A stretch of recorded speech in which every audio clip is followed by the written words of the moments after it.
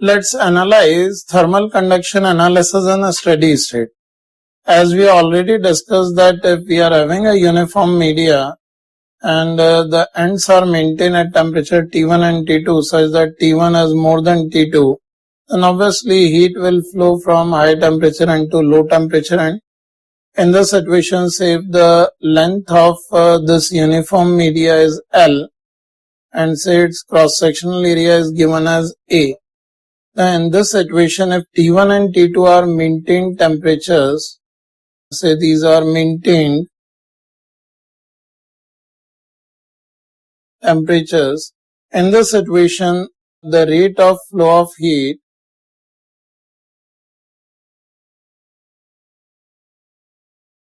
through the medium is also written as rate of flow of heat is also written as heat current through the medium is experimentally determined, and it is found that it depends on various factors, out of which the most important are the first one as we can write this dq by dt is directly proportional to temperature difference T1 minus T2. If the difference of these two temperatures is more, heat will flow relatively faster. The second one is this rate of flow of heat can be written as directly proportional to the cross-sectional area of the medium. And the third one is this dq by dt can be written as inversely proportional to the length of the medium. Now in this situation, if we combine these relations, we can see we'll get dq by dt is equal to a constant, proportionality constant we substitute as k, T1 minus T2 multiplied by area divided by length. This is the relation we are getting if we combine these. Here k we call a proportionality constant, which basically depends on the material of medium, and this proportionality constant is called thermal conductivity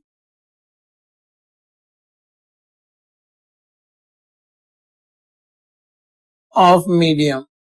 If the value of k is high, the heat flow will be more, or the heat current through the medium will be more, and if this thermal conductivity is low, heat flow through the medium will be less. So just keep this relation in your mind, because this will be the basis of several different kind of numerical problems related to thermal conduction in a steady state. Now this same analysis can also be obtained by analogy of conduction with Ohm's law. As Ohm's law is defined for electrical conduction, which we already studied, where we define that if there is a resistance between two ends or two terminals A and B, where potentials are VA and VB respectively such that VA is more than VB. And we know that electric current always flow from high potential to low potential end. So as VA is more than VB, here electric current will flow from high potential end to low potential end.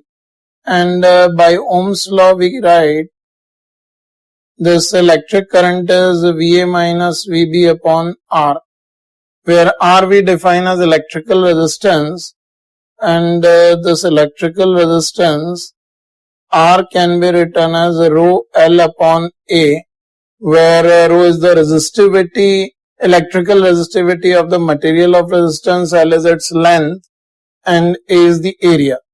We can also define it in terms of conductivity. Electrical conductivity sigma can be written as 1 by rho. So this can be written as 1 by sigma L upon A. In this situation, we can simply define the electrical resistance in terms of conductivity sigma. Now, similar analysis we can execute for thermal conduction. If we just analyze thermal conduction in the similar way of Ohm's law, we have studied that if we are given with a media, a uniform media with temperatures T1 and T2, with its cross-sectional area A and its length L, then in this situation again the flow of heat, rate of flow of heat or heat current can be given in terms of this Ohm's law. Like here first we define thermal resistance of medium Thermal resistance can be given as RTH, which can be given as, here as this expression is given 1 upon conductivity into L by A. So thermal resistance can be given as 1 by thermal conductivity into L by A. This is defined as thermal resistance.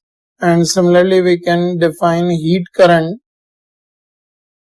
by using Ohm's law, this expression, where we can say it is dq by dt, as electric current is coulomb per second or rate of flow of charge. Heat current is defined as joule per second or rate of flow of heat. It can be written as just similar to this. Here it is potential difference upon R, and as current flows from high potential to low potential, similarly here heat current flows from high temperature to low temperature, and temperature can be regarded as thermal potential for heat conduction. So this can be written as T1 minus T2 upon thermal resistance. Here you can see instead of potential we have substituted temperature. So we substitute the value of thermal resistance, we'll get dq by dt is equal to, we substitute the value of R, it is Ka T1 minus T2 divided by L. You can see this is the same relation which we have obtained by experimental analysis with some proportional relationships. Now here we are getting it by using this Ohm's law application on uniform medium in which heat conduction is taking place in a steady state.